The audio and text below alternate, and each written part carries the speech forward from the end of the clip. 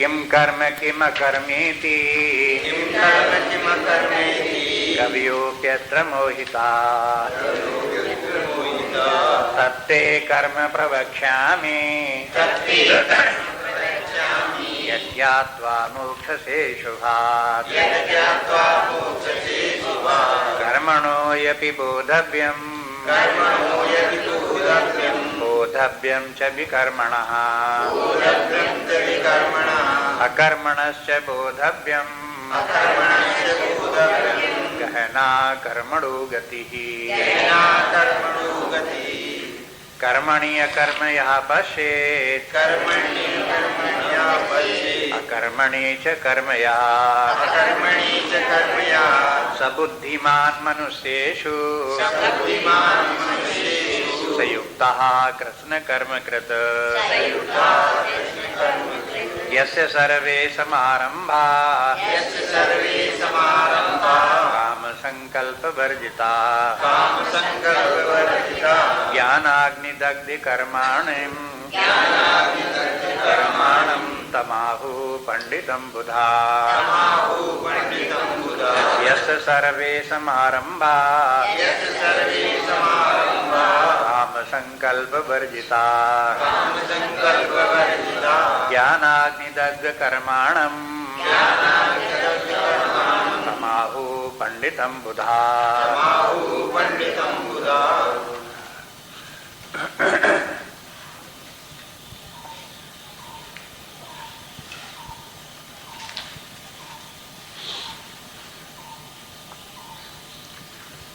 आध्यात्मिक विकास का क्रम बराबर याद रखें गीता को समझने के लिए कि देखें कि अधर्म से धर्म ये विकर्म है, विकर्म को छोड़ करके कर्म में आ जाए, सत्कर्म में आ जाए। सामान्य धर्म है जो स्वधर्म है, यही अपना कर्म है। ये जो अधर्म है, अनैतिकता है, दुराचार, भ्रष्टाचार, मिथ्याचार, पापाचरण, ये सब जो है ये त्याज्य है, ये कर्म नहीं है। ऊपर से भले ही दिखाई दे कर्म है, लेकिन ये है विकर्म। विकर्म के माने है विपरीत कर्म। जो कर्म न हो सो विपरीत आचरण है ये, इसलिए अधर्म का आचरण विपरीत आचरण कहलाता है। लेकिन धर्म धर्म किस बात में है ये भी समझना चाहिए। कभी कभी एक सीमा तक तो व्यक्ति आगे बढ़ता है, लेकिन उसके बाद उसकी बुद्धि फिर काम नहीं करती, इसलिए शास्त्र को बराबर देखते रहें। शास्त्र कहता है धर्माधर्म का विचार व्यक्ति के स्वधर्म और सामान्य धर्म के पालन पर निर्भर करता है। सामान्य धर्म है उसका पालन करते हैं तब तो वो व्यक्ति सत्कर्म में है। अगर सामान्य धर्म का पालन नहीं करता तो फिर वो अधर्मी है।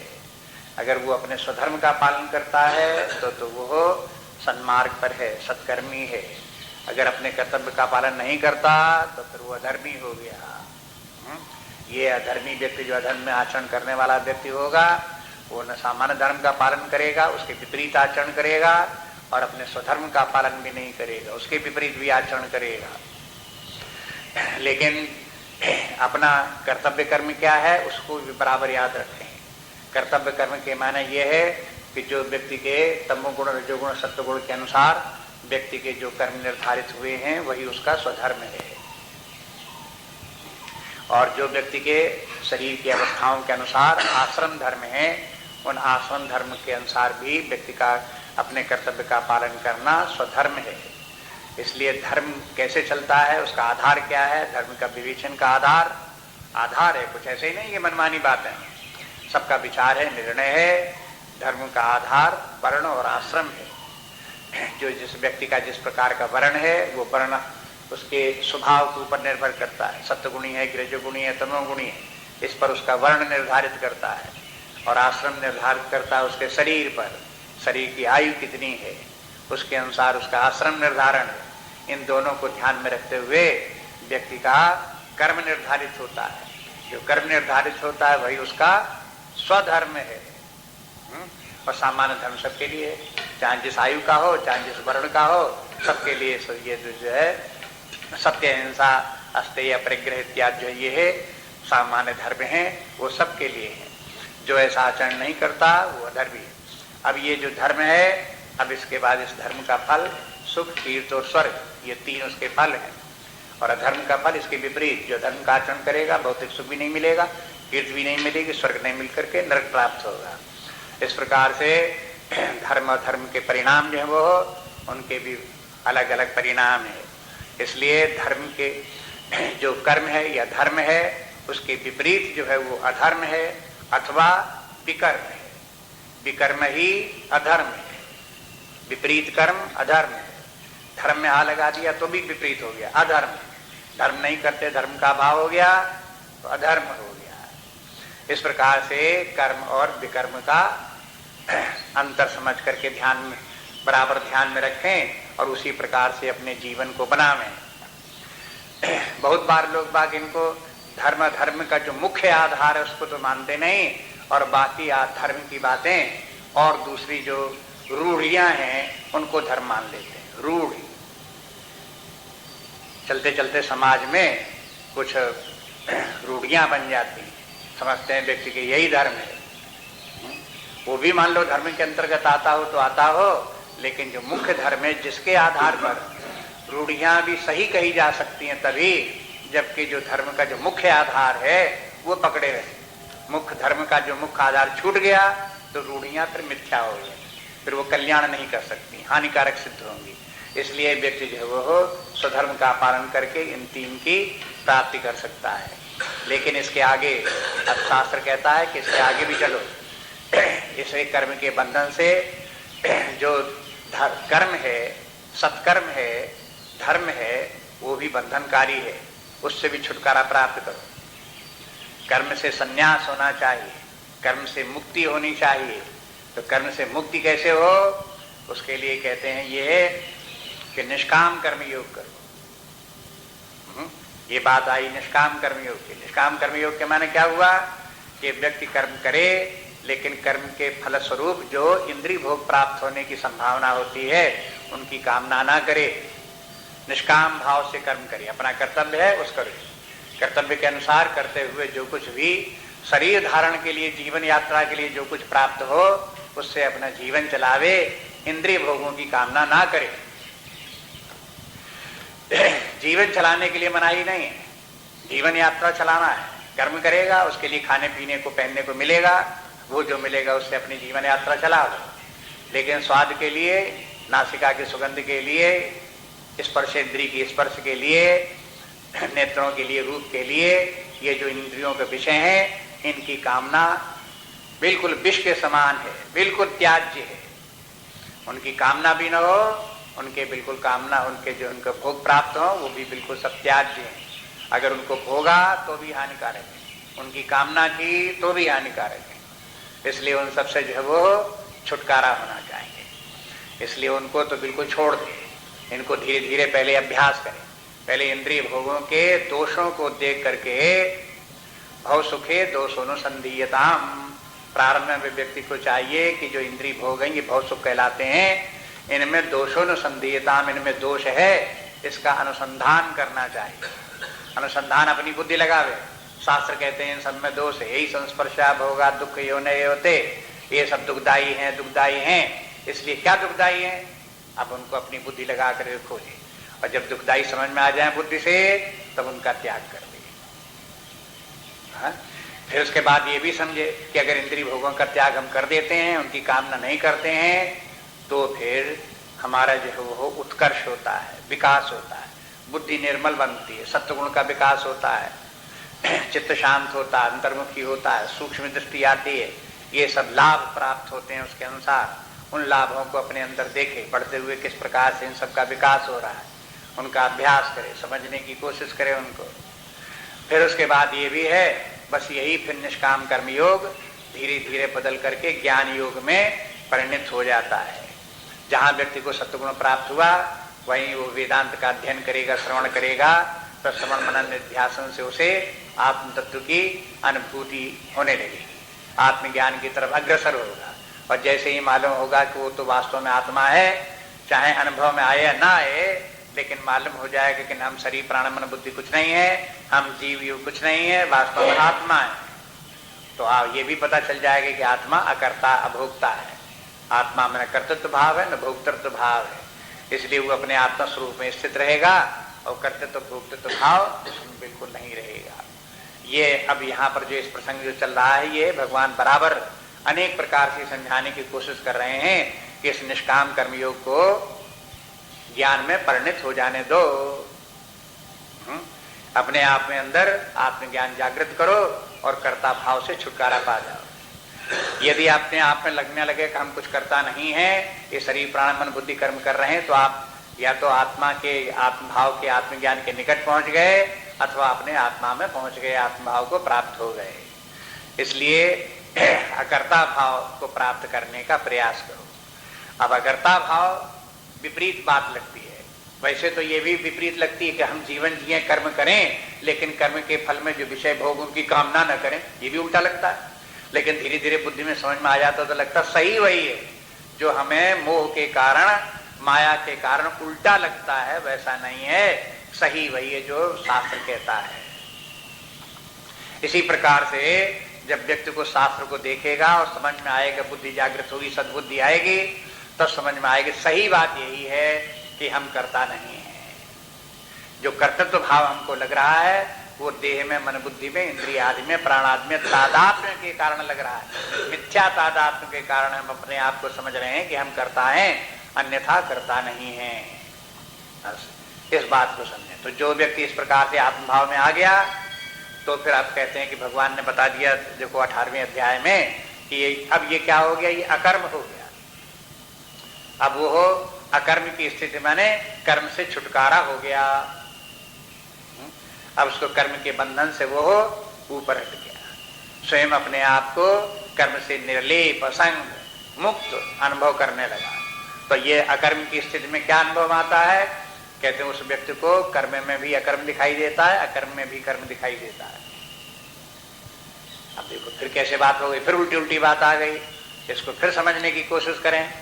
ध्यान दें कि कर्म में अकर्म का दिखाई देने के माने ये है कि यद्यप शरीर प्राण मन बुद्धि के द्वारा कर्म हो रहे हैं तो भी हम अकर्ता हैं, यह कर्म कर्म हो गया। दूसरी बात ये हो गई कि हम कर्म करते हुए भी, हम नहीं कर्म करते हुए आत्मस्वरूप होकर के अकर्ता होते हुए भी हमारे विद्यमान रहने मात्र से ये वासनाएं कार्य कर रही हैं। इनसे प्रेरणा पा करके प्राण मन बुद्धि कार्य कर रहे हैं, और शरीर इत्यादि इनके सबके मन बुद्धि के शरीर में स्थित रहने पर शरीर भी सक्रिय दिखाई देता है।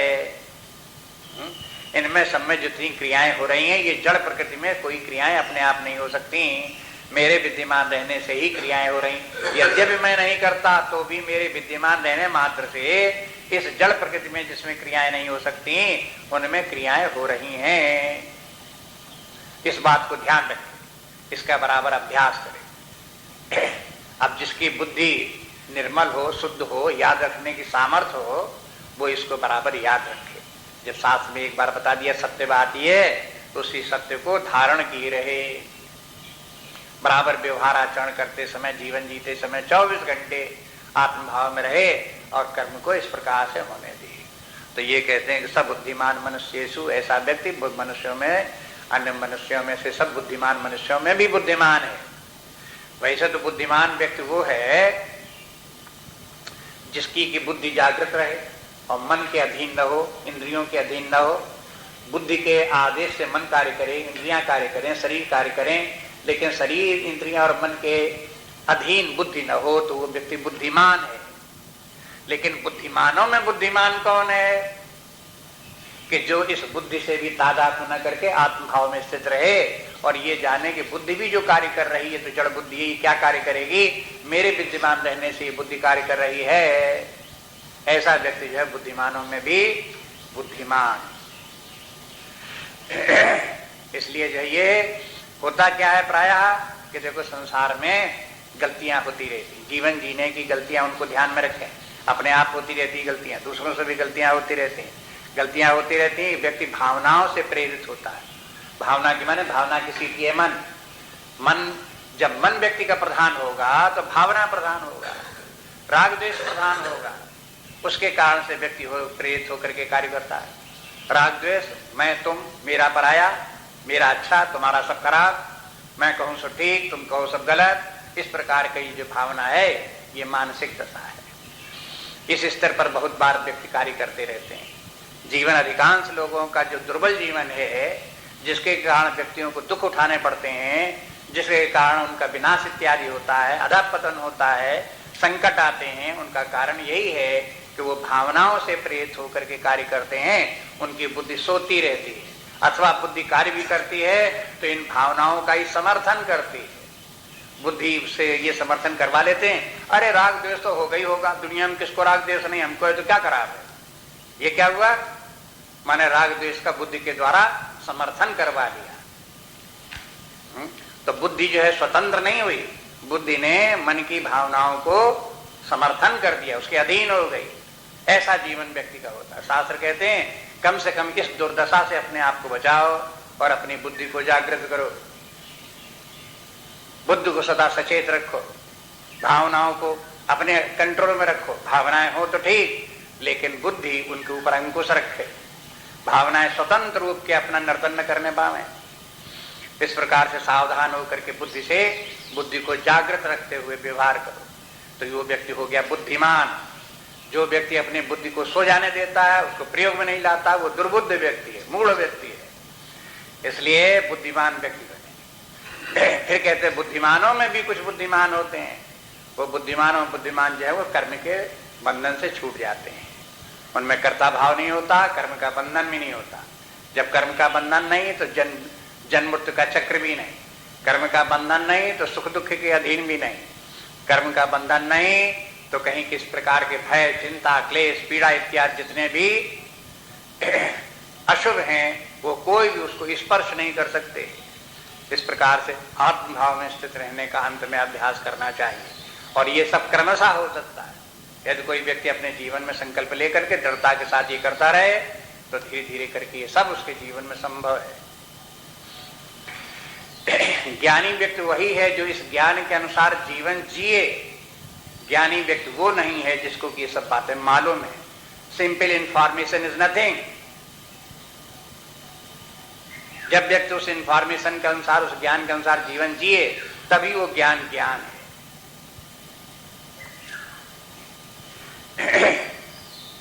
अभी मेरठ में एक हैं डीएम सिन्हा, वो रिटायर्ड आईएएस है, पहले डीएम रहे, और वो भी गीता के बड़े भक्त हैं। गीता के ऊपर उन्होंने कमेंट्री भी लिखी। उनसे बात हुई तो वो कहते हैं कि हम तो प्राय लोगों से कहते रहते हैं कि भाई तुम गीता के सिद्धांतों को, बातों को मानते हो? तो कहते हैं हाँ मानते हैं। कहते अगर कोई कहता है हम मानते हैं तो उससे कहते हैं क्या तुमने उसको एक्सेप्ट कर लिया है और उसके अनुसार जीवन जीते हो? बुद्धि ने एक्सेप्ट भी किया। जानते तो तुम हो गीता में क्या लिखा, मन जैसे निष्काम कर्मयोग गीता में लिखा हम जानते हैं, लेकिन उसको एक्सेप्ट किया हाँ कि हम भी कर्मयोग करें और कर्मयोग जीवन जिए। अगर एक्सेप्ट नहीं किया तो इसके माने आपको कर्मयोग कुछ पता नहीं है, कोई नहीं जानते कर्मयोग। जिस दिन आप कर्मयोग जान जाएंगे उस दिन कर्मयोग का जीवन जिएंगे। जिस दिन आप भक्ति को जान जाएंगे आपका जीवन भक्ति में बन जाएगा। अगर आप भक्ति में बने नहीं है तो आप भक्ति के कुछ नहीं जानते। इसलिए जो है वो देखो इस प्रकार के बहुत बार समाज में इसी प्रकार का है कि खोखला ज्ञान है, केवल जबानी जबां बातें हैं सब, लेकिन उनके जीवन में, व्यवहार में दिखाई नहीं देता। परिणाम ये है कि उस ज्ञान का लाभ नहीं, उस भक्ति का लाभ नहीं। निष्काम कर्मयोग तथा कथित कर्म। अब ऐसे लोग भी हैं कर्मयोग कहते हैं मैं तो सुबह शाम तक काम करता हूँ, 6 बजे सवेरे से उठ के रात के 10 बजे तक काम करता हूँ, इसलिए मैं कर्मयोगी हूँ। ये कोई कर्मयोग हो गया? ये झूठ मूठ का आम है कि मैं कर्म करता हूँ। कर्मयोग ऐसा नहीं होता। कर्म चाहे आधे दिन आप कर्म करो, लेकिन कर्म में कर्ता भाव न हो, भोक्ता भाव न हो, अनासक्ति हो, तब वो कर्मयोग है। बहुत काम करने से कर्मयोग थोड़े। ऐसे ज्ञान के संबंध में, भक्ति के संबंध में मिथ्या धारणाएं बहुत है। शास्त्र क्या कहता है उस बात को समझने की कोशिश करें, यथार्थ बात क्या है। इसलिए यहाँ पर दिखा दिया कि देखो जो व्यक्ति निष्काम कर्मयोगी सिद्ध हो गया है वो फिर आत्मज्ञानी भी हो गया और आत्मभाव में स्थित रह करके कर्ता भोक्ता भाव से छूट गया। लेकिन इसके माने ये नहीं कि उसके शरीर प्राण मन बुद्धि हाथ पैर कुछ काम नहीं करते, लुंज पुंज हो गया हो, ऐसा नहीं है। यद्यपि वो कुछ नहीं करता है तो भी उसके द्वारा अन्य व्यक्तियों की अपेक्षा सैकड़ों गुना अधिक कार्य होता है। लेकिन उसके कार्य को देख करके ये न समझो कि ये बेचारा हमसे भी रद्दी आदमी है, हम तो काम करते करते थोड़ा छुट्टी भी पा गए, ये तो बड़ा निकृष्ट व्यक्ति है, देखो हमसे ज्यादा झंझटों में पड़ा हुआ है। इस प्रकार का समझना महामूर्खता का लक्षण है, शास्त्र विरुद्ध बात है। जो कर्म बिल्कुल नहीं करते वही सबसे ज्यादा कार्य करते हैं, और जिन्होंने स्वरूपता कर्म का त्याग कर दिया है वो समझते हैं हम काम से छुट्टी हो गई, फुर्सत हो गई है, वो मूढ़ व्यक्ति हैं। वो कर्म से छूट नहीं गए, वो कर्म के बंधन में हैं। ये बात समझाना जो है बड़ा मुश्किल है, इसलिए कई श्लोक भगवान देते हैं, बार बार समझाने की कोशिश करते हैं।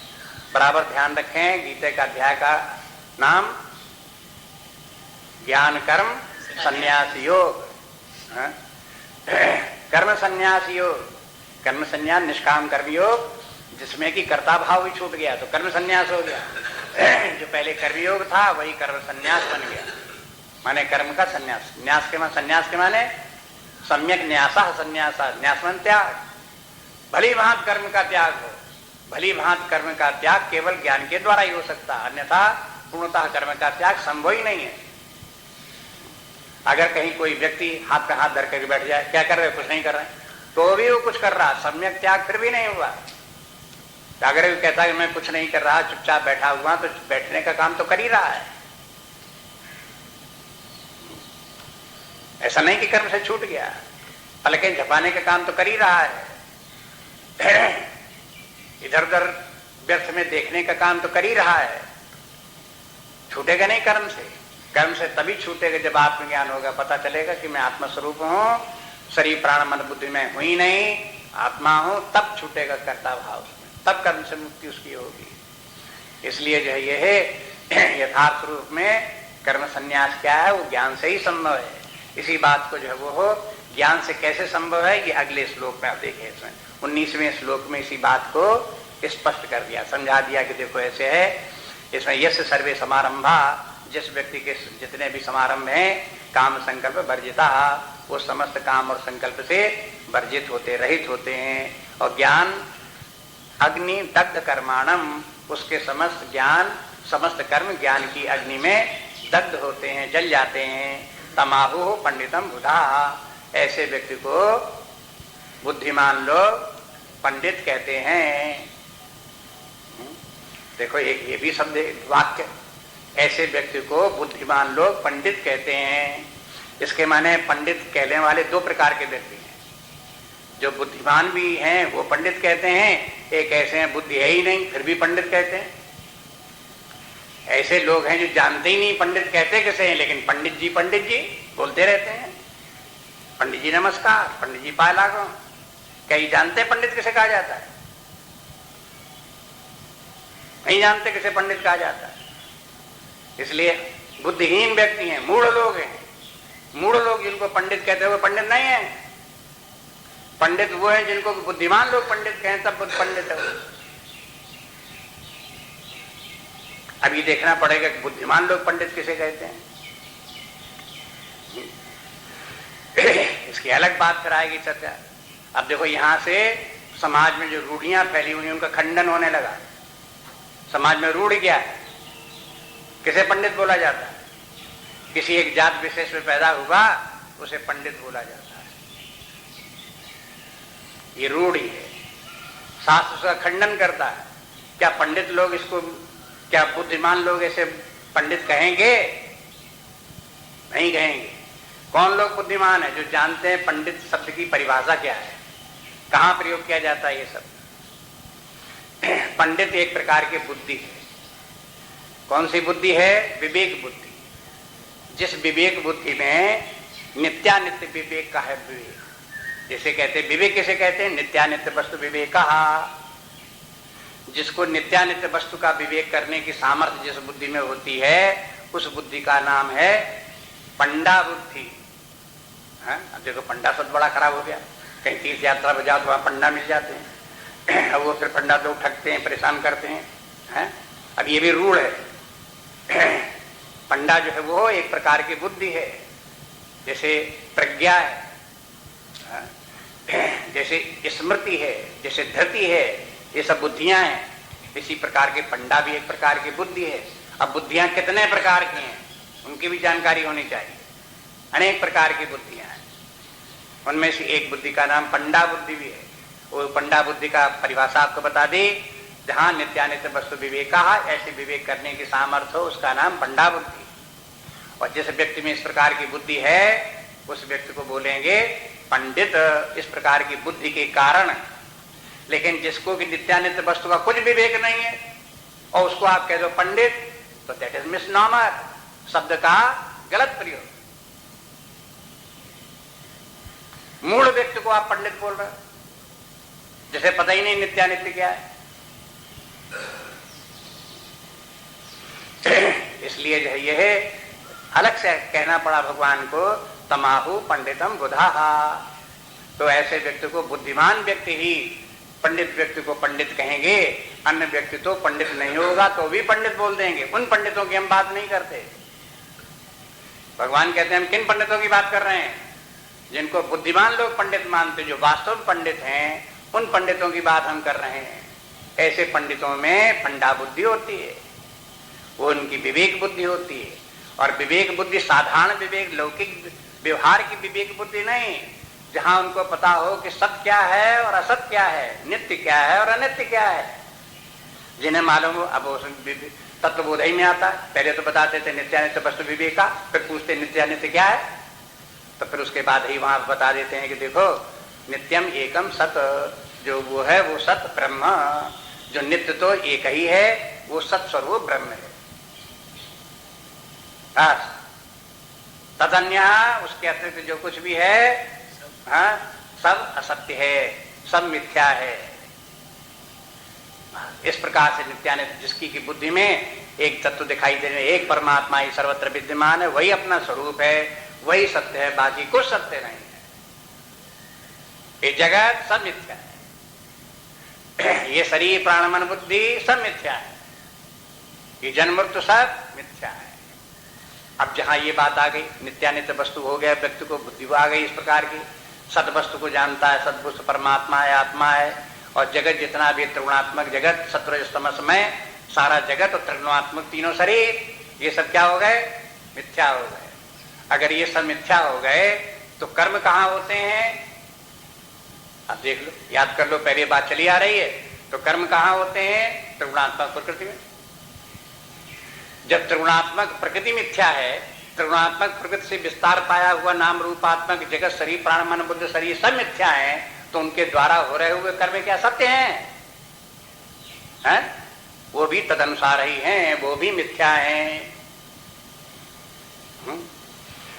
इस प्रकार से ज्ञान के द्वारा कर्म से कैसे छूटा जाता है, भगवान बताते हैं कि ये जब समझ करके कि जितनी भी त्रिगुणात्मक प्रकृति है, त्रिगुणात्मक नाम रूपात्मक विस्तार जगत का है, ये सब मिथ्या है और इसी में कर्म भी हो रहा है, इसलिए कर्म भी वैसे ही मिथ्या है। कर्म भी मिथ्या, कर्म का जो कर्ता भाव है वो भी मिथ्या, और जो कर्म का फल बंधनकारी सुख दुख देना है वो भी मिथ्या। ये तीनों ही मिथ्या है। इस प्रकार जिसको ये मिथ्या करके दिखने लगा तो फिर और अपने आप को देखता है सत्स्वरूप आत्मा परमात्मा में विद्यमान हूं, ऐसे व्यक्ति के समस्त कर्म ज्ञान की अग्नि में जल गए। ये ज्ञानाग्नि है, जिस ज्ञानाग्नि में सारा जगत जल गया, सारे जगत के जितने भी कर्म हैं वो सब जल गए, सब प्राण मन बुद्धि के कर्मों से छुटकारा हो गया।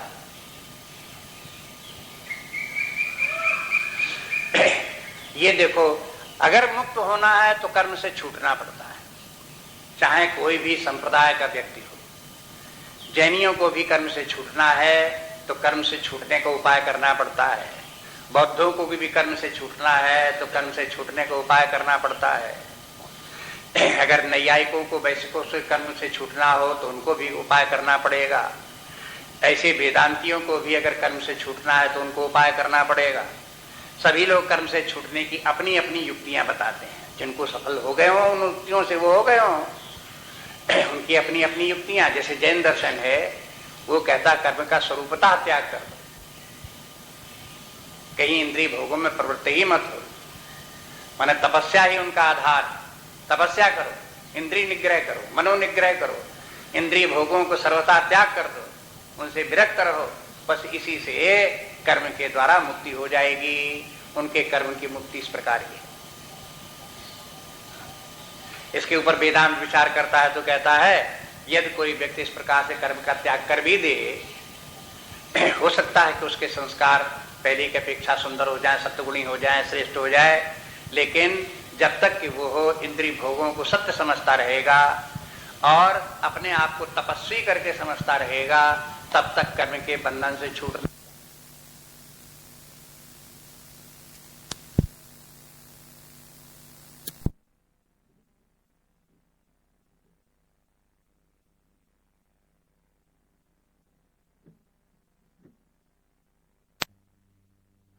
प्रति समुत्पाद के अनुसार कर्म जो है निस्वभाव है, सेल्फ एग्जिस्टेंट नहीं है।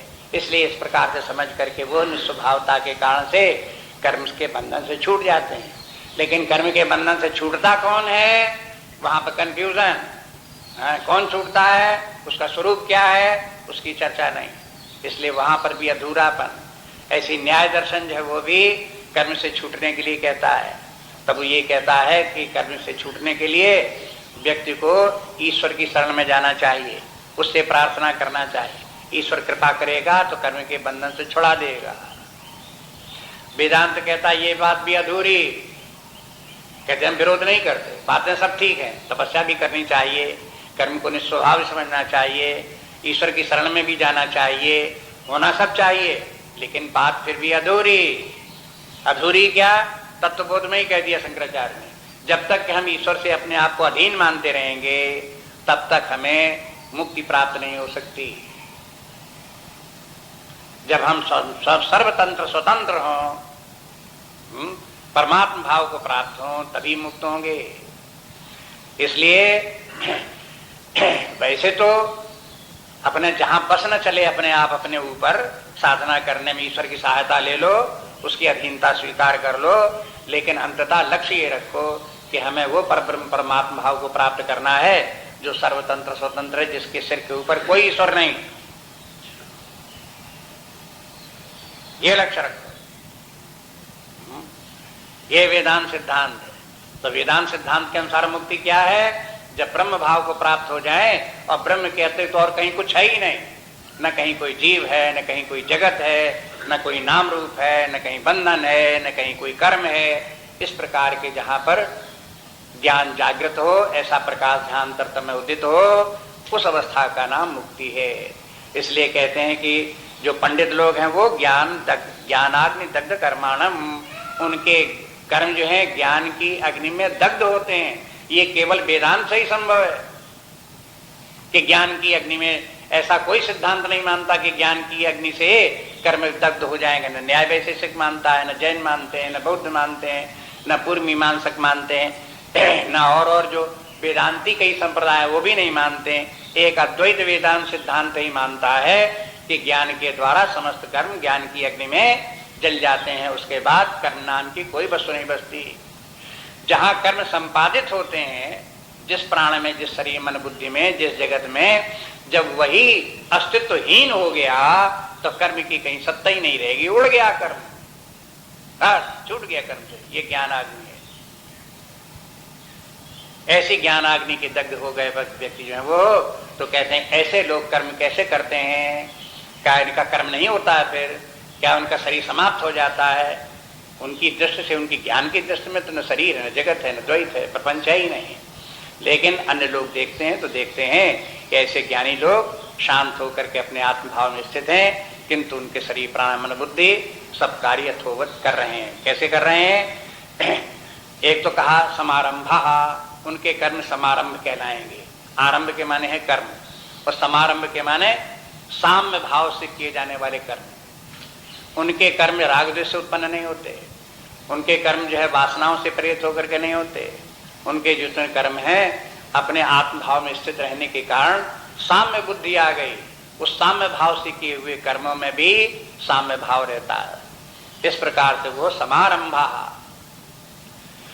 ये कर्म का भी सर्वश्रेष्ठ स्वरूप है। ज्ञानियों के कर्म समारंभा है, अज्ञानियों के नहीं हो सकते कभी समारंभा। अज्ञानियों के कर्म में राग द्वेष रहेगा, हानि लाभ देखते रहेंगे, जय पराजय देखते रहेंगे, कहेंगे देखो ये सब ठीक नहीं है, इसे हमारा मतलब सिद्ध नहीं होता, हमको इससे नुकसान होता, हम ऐसा नहीं करेंगे। ये सब क्या बात है ये? हाँ, ये है ज्ञानियों का दृष्टि नहीं है। इसलिए जो ज्ञान दृष्टि है उसको समझने की कोशिश करें और उससे तक पहुंचने का प्रयास करें। इसलिए जो अपनी कमियां हैं उनको समझना चाहिए। फिर कहते हैं कि ऐसे व्यक्ति के कर्म कैसे हैं? काम संकल्प वर्जिता, उसमें उसके न उनमें कामना है और न संकल्प से उत्पन्न होने वाली कामनाएं हैं। काम संकल्प के माने भगवान ने कामनाओं को दो प्रकार से बांट दिया, एक संकल्प से उत्पन्न होने वाली कामनाएं, दूसरे बिना संकल्प की कामनाएं। तो उनका कहना भगवान की जो संकल्प से उत्पन्न होने वाली कामनाएं हैं वो तो सकाम व्यक्ति करते हैं, संसारी व्यक्ति करते हैं, लेकिन ज्ञानी व्यक्ति जो है वो संकल्प रहित कामना से उनका जीवन चलता है। जो दोष है वो केवल संकल्प से होने वाली कामना में, उस कामना में दोष है।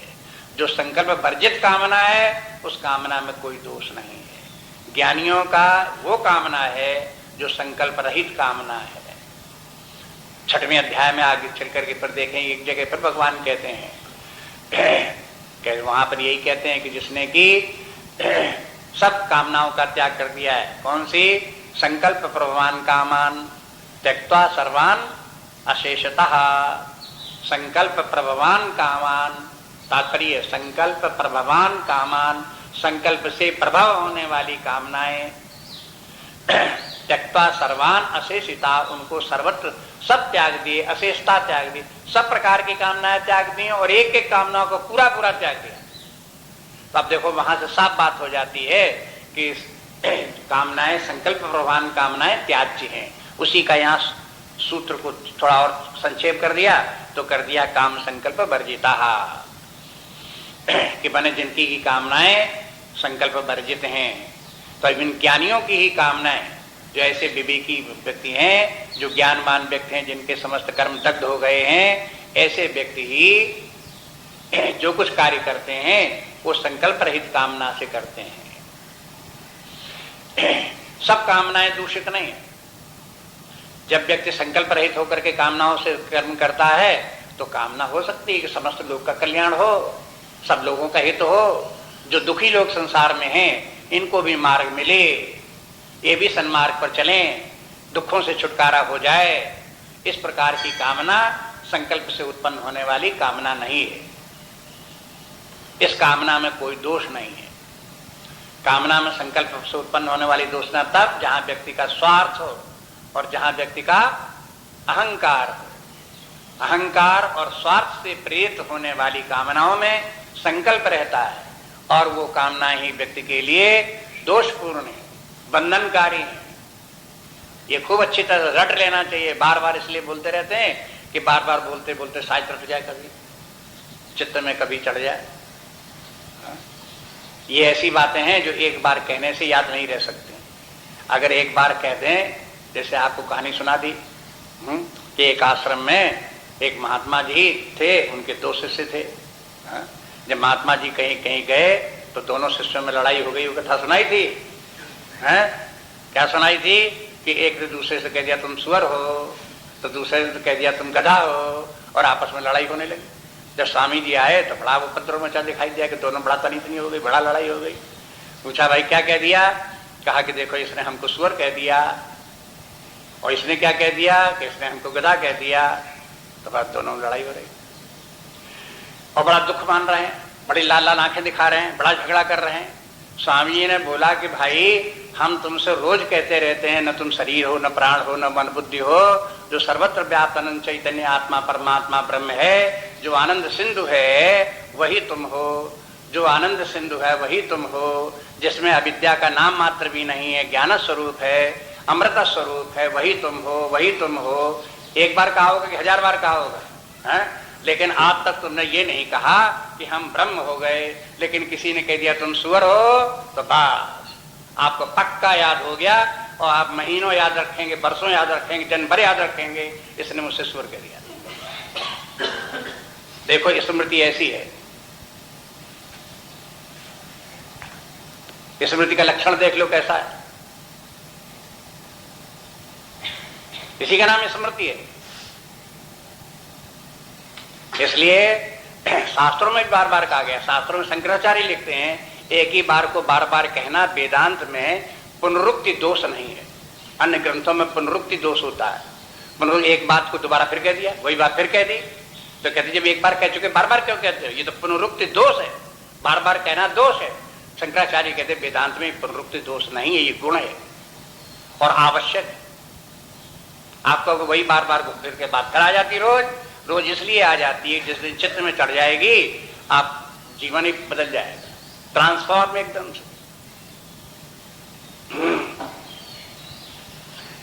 इसलिए बार बार कहते रहते हैं, बार बार उसको जो है चित्त में धारण करने की कोशिश कर, तो याद रखें। इसमें फिर ये देखो कि ज्ञान आग में दग्ध के माने क्या हुआ, ज्ञान की अग्नि में जिनके समस्त कर्म भस्म हो गए, कर्ता भाव नहीं रह गया, भोक्ता भाव नहीं रह गया, जो अपने आत्म स्वरूप में आनंद सिंधु में स्थित हैं, जिनकी अपनी कोई समस्या नहीं। एक बात इसमें और भी है, काम संकल्प वर्जिता के माने है ऐसे ज्ञानी व्यक्ति इतने महान हैं, इतने श्रेष्ठ हैं कि वो अपने आप में पूर्ण है। पूर्ण होने के कारण से जब पूर्णता व्यक्ति में हो, कोई अभाव ही न हो, तो कामना कैसे हो? बताओ कामना कब होगी? जब अभाव होगा तभी कामना हो। अगर कोई अभाव नहीं तो कामना का किसी प्रकार की कामना हो, जब तक वो अभाव नहीं होगा तब तक कामना नहीं। कामना अभाव की पूर्ति के लिए है। अगर व्यक्ति कामनाओं से ग्रसित है, इसके माने अभावग्रस्त है। अभावग्रस्त के माने क्या है? दूसरे शब्दों में दीन है, दरिद्री है।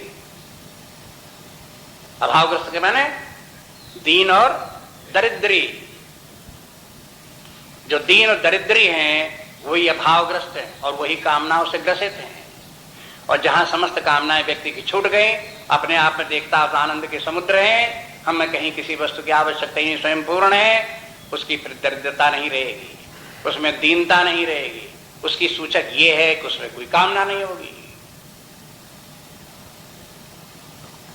कामना नहीं होगी, कामना नहीं होगी, कोई अपेक्षा नहीं होगी, कोई आशा नहीं होगी, अपने आप में पूर्ण है। और दूसरी बात ये, जहां पूर्णता है वहां ओवरफ्लो है। वहां से निकल करके बाहर बटेगा तो दूसरे लोगों को तो कुछ मिलेगा, लेकिन वो स्वयं कहीं कुछ नहीं चाहेगा। अगर कोई व्यक्ति के पास बहुत पैसा वो बराबर बांटता रहता है, हा? तो वो बांटता रहता कि इसके किस बात की क्या सूचना है? वो अपने आप में धनी है, पैसा उसके पास इतना है कि उसके पास पैसे की था नहीं, तो वो कहां धरे क्या करे, तो सोचता चलो बांटो, लोगों को दो। अपने आप में पूर्णता का लक्षण है। अगर एक व्यक्ति के पास बहुत धन हो और तो भी लोगों को ठगने की कोशिश करे, मांगे, इकट्ठा करने की कोशिश करे, तो इसके माने क्या है? अभी वो धनी नहीं है, दरिद्री है, उसकी दरिद्रता गई नहीं है, दीनता उसकी गई नहीं है। इसलिए ये जो व्यक्ति जो है इस प्रकार का, जो जिनके कर्म के बंधनों से सब छूट गए हैं, पंडित हैं, आत्मज्ञानी हैं, परमात्मा भाव में स्थित, वो पूर्ण हैं। उनकी पूर्णता से जो कार्य होते हैं वो केवल अपने ज्ञान का प्रसार प्रचार हो, अन्य लोगों की जो दुख तकलीफ है उनकी दूर हो, उनके अन्य लोगों की कोई सहायता सेवा हो, बस इसी भाव से कर्म करते रहेंगे। अपना कोई अभाव, अपनी कोई कामना नहीं, अपने में कोई दुर्बलता नहीं, ये आध्यात्मिक विकास का लक्ष्य है। ऐसी स्थिति प्राप्त कर लो जहां कोई कामना नहीं, ऐसी स्थिति को प्राप्त कर लो जहां पहुंच करके देना ही देना है, लेना कुछ नहीं, चाहना कुछ नहीं है, बस देना ही चाहते हैं कि अन्य लोगों को दें।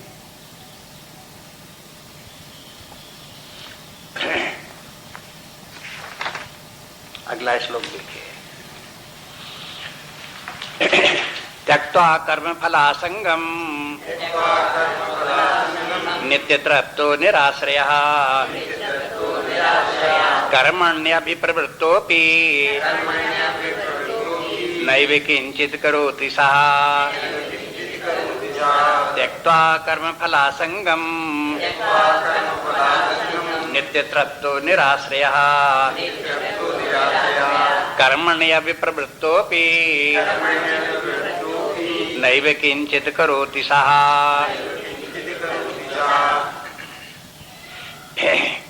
त्यक्त्वा कर्म फला संगम, कर्म के फल की आसक्ति को छोड़ करके, नित्य तृप्ता और अपने आत्मस्वरूप में नित्य तृप्त रह करके, निराश्रय समस्त आश्रयों से छुटकारा पा करके, और कर्मण अभिप्रवृत्तो भी, ऐसा व्यक्ति कर्म में प्रवृत्त होने पर भी, कर्म करते हुए भी नैव किंचित करोत्साह, वो कुछ भी नहीं करता है।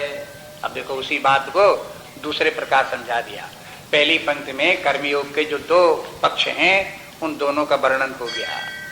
पहला कर्मयोग का पक्ष है भोक्ता भाव का त्याग, और दूसरा पक्ष है कर्ता भाव का त्याग। तो पहले बोल दिया भोक्ता भाव का त्याग, त्यक्त्वा कर्म फलासंगम, कर्म की फल की आसक्ति का त्याग कर दिया। तो कर्म की फल की आसक्ति का त्याग कर दिया, भोक्ता भाव त्याग कर दिया। पहली बात ये होगी। दूसरी बात ये नित्य तृप्तो निराश्रय, इसके माने क्या हुआ, फिर उसने अपने आत्मभाव में आ गया और कर्ता भाव भी छोड़ दिया।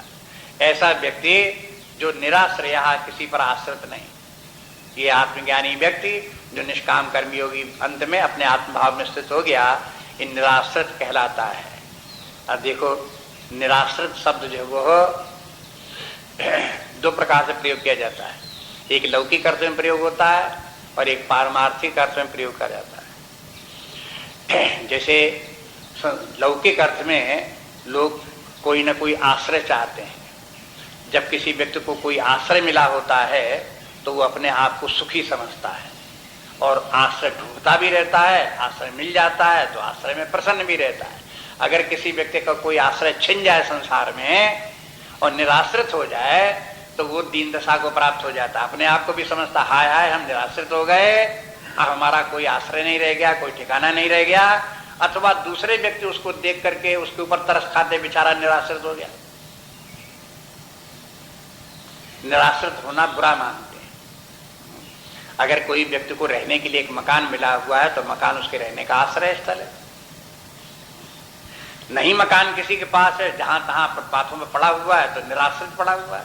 मकान मिल गया, आश्रय मिल गया, अच्छा हो गया।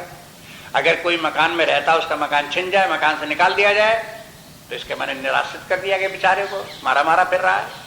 तो निराश्रित होना खराब है। ऐसे ही माता पिता हैं, पुत्र है, माता पिता मर गए, पुत्र का क्या हुआ, निराश्रित हो गए। निराश्रित हो जाने के तरस खाने लगे, बेचारा निराश्रित हो गया। इसको सहायता करो, दया करो, इसके ऊपर कुछ सहारा दे उसको, क्योंकि निराश्रित है। निराश्रित होना खराब है। ये लौकिक अर्थ है। स्त्री पुरुष भी दो पति पत्नी हैं, एक दूसरे पर आश्रित अच्छा मानते हैं, कि देखो पति है, हम उसके आश्रित हैं, एक सहारा है। पति के साथ पत्नी है तो पति को एक आश्रय है, उसकी पत्नी उसका सहारा है, अच्छा है, संतुष्ट है। लेकिन एक छिन गया तो निराश्रित हो गए। निराश्रित हो जाना अच्छा नहीं है, ये लौकिक अर्थ है। लेकिन परमार्थ के अर्थ में क्या है, अगर व्यक्ति पराश्रित है तो पराधीन है। पराधीन है इसके माने दीन है, हीन है, बेचारा दीन है। यदि निराश्रित है तो बस, तो फिर वो निराश्रित है, इसके माने स्वतंत्र सत्ता से विद्यमान है। आत्मा परमात्मा ही एकमात्र निराश्रित है। परमात्मा का आश्रय क्या है? परमात्मा का अस्तित्व किस पर टिका है? किसी पर नहीं, कहीं न जगत पर टिका है, न व्यक्तियों पर टिका है, न जीवों पर टिका है, न किसी पर टिका है। वो तो अपने आश्रय से अपने आप स्थित है। तो परमात्मा को कहते हैं निराश्रय। यहां निराश्रय होना महान गुण है, जीवन का अंतिम लक्ष्य है। जो व्यक्ति का किसी आश्रय पर नहीं टिका, अपने आप अपनी सत्ता से विद्यमान है, ऐसा व्यक्ति निराश्रय है। तो कहते हैं कि ऐसा व्यक्ति फिर निष्काम कर्मयोग करते करते जहां उसे आत्मज्ञान ब्रह्म ज्ञान प्राप्त हो गया, उसमें स्थित हो गया, तो कैसा हो गया? निराश्रिता। अब वो निराश्रित हो गया। अब वो कर्म के ऊपर आश्रित नहीं है, कर्म के फलों पर आश्रित नहीं है, जगत पर आश्रित नहीं है, शरीर पर आश्रित नहीं है, मन बुद्धि पर आश्रित नहीं है, किसी व्यक्ति विशेष पर आश्रित नहीं है, परिस्थितियों पर आश्रित नहीं है, किसी पर आश्रित नहीं है। वह अपनी सत्ता से स्वयं विद्यमान है, निराश्रय। ये निराश्रय उसकी सबसे श्रेष्ठ महिमा है। जो निराश्रय है वो महान है। इसलिए निराश्रित होने का अभ्यास करो। जो आत्मभाव में स्थित है वो कहीं किसी पर आश्रय पर नहीं रहता, कहीं डिपेंड नहीं करता किसी पर। लेकिन लौकिक व्यक्ति उसको धमका सकते, डरा सकते, तो देखो तुमने कुछ किया तो भगा देंगे, डर जाएगा, कांपने लगेगा कि हाय भगा देंगे तो निराश्रित हो जाएंगे। ऐसा लोग एक दूसरे को डराते क्यों हैं? क्योंकि जानते हैं आश्रित रहना बड़ा अच्छी बात है। अगर इसे कहते हैं कि तुम्हें निराश्रित करते तो बेचारा डर जाएगा। लेकिन परमार्थ की दृष्टि अगर उसको हो कहेंगे कि देखो तुमको भगा देंगे, तुम्हें निराश्रित कर देंगे, तो खुश हो जाएगा, वाह क्या बात, हम तो परमात्मा भाव को प्राप्त कर लेंगे जहां निराश्रित हो जाए, हमसे फिर महान कोई रहेगा नहीं। इस बात की भी सूचना है। देखो शास्त्र में अनेक प्रकार से बात को समझाने की कोशिश करते हैं। जब तक किसी के व्यक्ति की बुद्धि में आश्रय आश्रय आश्रय की भावना है तब तक आत्मज्ञानी नहीं है, केवल मौखिक बात है आत्मज्ञानी। जिस दिन व्यक्ति के मन में आ जाए कि हम किसी के आश्रित नहीं, किसी परिस्थिति के आश्रित नहीं, किसी देश काल के आश्रित नहीं, किसी व्यक्ति के आश्रित नहीं, किसी शरीर के आश्रित नहीं, किसी कर्म के आश्रित नहीं, उस दिन समझो कि वो अब आत्मज्ञान की स्थिति क्षेत्र में पहुंचा, आत्मभाव के क्षेत्र में पहुंचा। और जहां तक उसे डर लगता रहता है कि कहीं आश्रय न छूट जाए, कहीं मकान न छूट जाए, कहीं परिवार न छूट जाए, कहीं शरीर न छूट जाए, कहीं मान सम्मान न छूट जाए, जहां तक डरता रहेगा तहां तक व्यक्ति पराश्रित है। और पराश्रित है वो परमार्थ उसका सिद्ध नहीं हुआ, परम गति उसको प्राप्त नहीं हुई, इसलिए निराश्रय है। और जो निराश्रय व्यक्ति वो नित्य तृप्त है, पराश्रित व्यक्ति नित्य तृप्त नहीं हो सकता। इन दोनों को जोड़कर देख लो, अपने आप पे विचार करो। ये तो ऐसी बातें थोड़ा बैठ करके अपने आप गुनो अपने मन में हिसाब लगाओ तो आपको दिखाई दे कि कैसे कैसे संबंध क्यों साथ साथ बात कही। जो निराश्रय है वही नित्य तृप्त है। निराश्रय माने जो आत्मभाव में ब्रह्म भाव में स्थित है, जानता है कि सर्वत्र व्याप्त अनंत चैतन्य जो सत्ता है वही अपना स्वरूप है, तो वो भी नित्य तृप्त भी है। नित्य तृप्त तभी हो सकता है जब कोई कामना हो, तब नित्य तृप्त है। और कोई कामना कब नहीं होगी? जब पूर्णता हो। इसके बाद नित्य तृप्ति पूर्णता का सूचक है। इस प्रकार से निष्काम कर्मयोगी एक दिन निष्काम कर्म करते करते आत्मज्ञानी हो गया, और आत्मज्ञानी होकर के पूर्णता प्राप्त कर ली।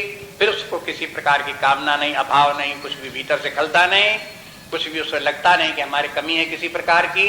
अपने आप से पूर्णता हो गई, पूर्णता के साथ तृप्ति हो गई, और तृप्ति के साथ स्वतंत्र स्थिति हो गई। निराश्रय माने सर्वतंत्र स्वतंत्र। इस प्रकार की स्थिति व्यक्ति को प्राप्त हो गई। तो ये पहली पंक्ति में देखो निष्काम कर्मयोग को प्रारंभ से लेकर के निष्काम कर्मयोग के फिर कर्ता भाव को छोड़ करके आत्मज्ञान तक पहुंचने की स्थिति का वर्णन हो गया।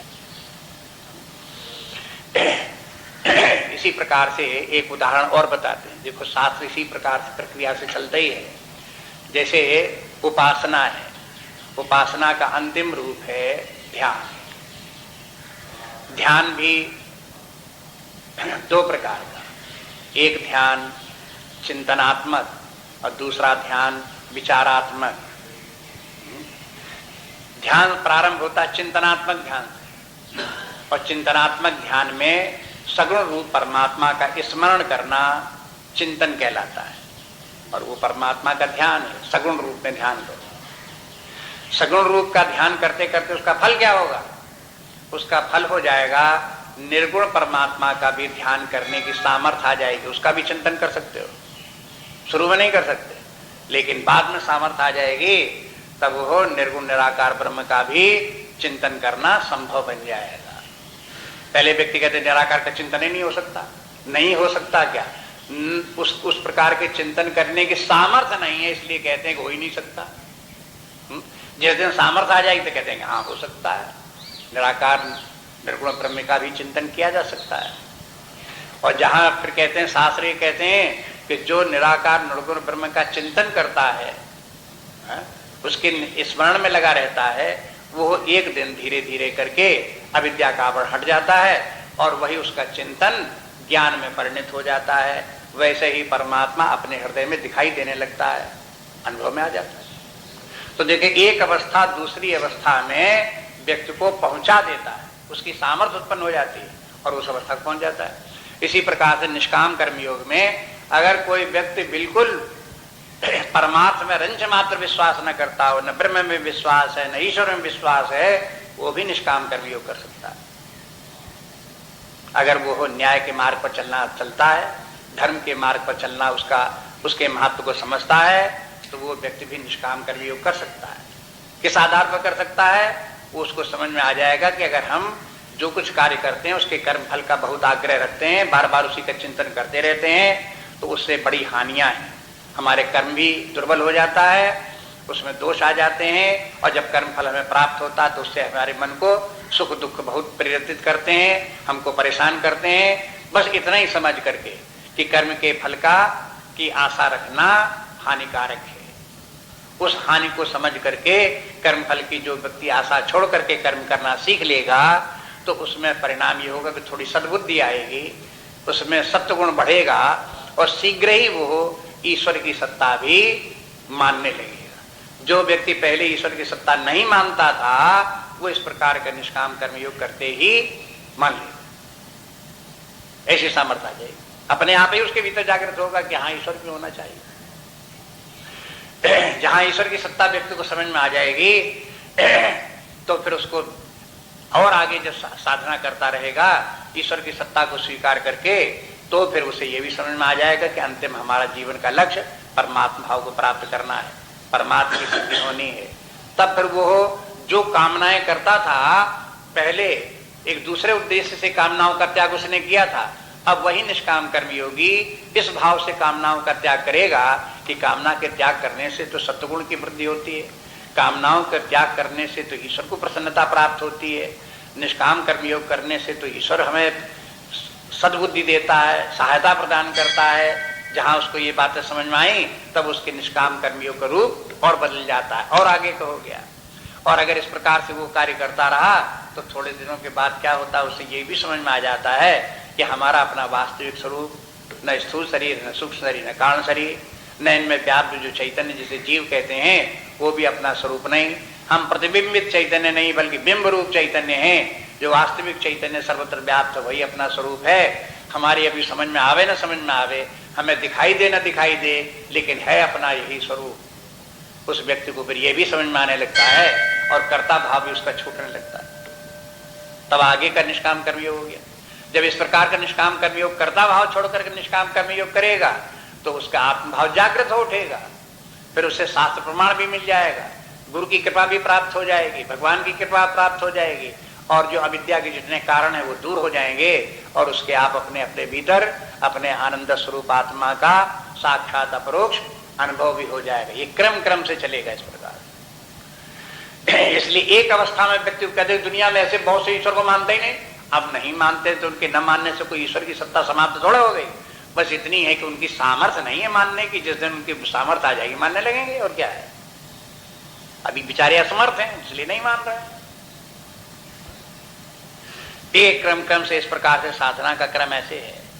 इसलिए कहते हैं कि यह त्यक्त्वा कर्म फला संगम, यहां से कर्म फल की आसक्ति को छोड़ना। अब यहां से कर्म फला संगम की बात से तात्पर्य है कर्म फल का स्वरूपतः त्याग करना आवश्यक नहीं है। कर्म के फल की आसक्ति, अटैचमेंट जो कर्म के फल में है, और जो कर्म के फल के ऊपर हम अपनी सत्ता को या अपने सुख दुख को कर्म के फल के ऊपर डिपेंड किए हुए हैं, इससे बचो। कर्म का फल चाहे कुछ भी मिले, सफल हो असफल हो, भला मिले बुरा मिले, लेकिन हमारे ऊपर उसका कोई प्रभाव नहीं। लोग कहते नहीं कि इससे कुछ भी बने बिगड़े, हमारी सेहत के ऊपर कोई असर नहीं पड़ता। सेहत माने स्वास्थ्य, हमारा मानसिक स्वास्थ्य बिल्कुल ठीक, चाहे कर्म में सफलता मिले और चाहे असफलता मिले।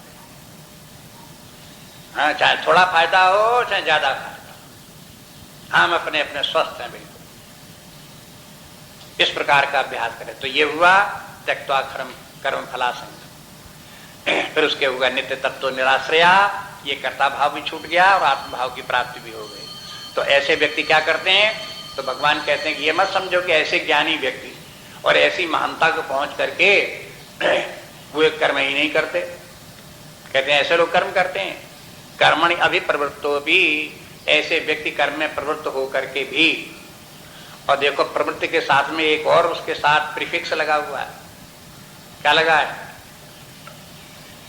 अभिप्रवृत्तो भी, अभी के माने क्या है?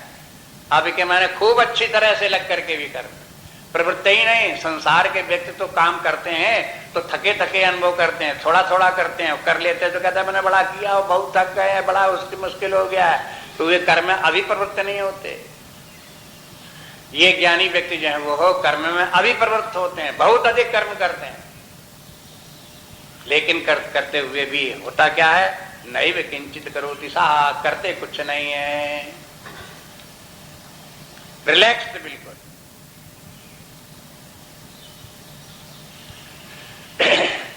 बिल्कुल रिलैक्स्ड, कुछ नहीं करते।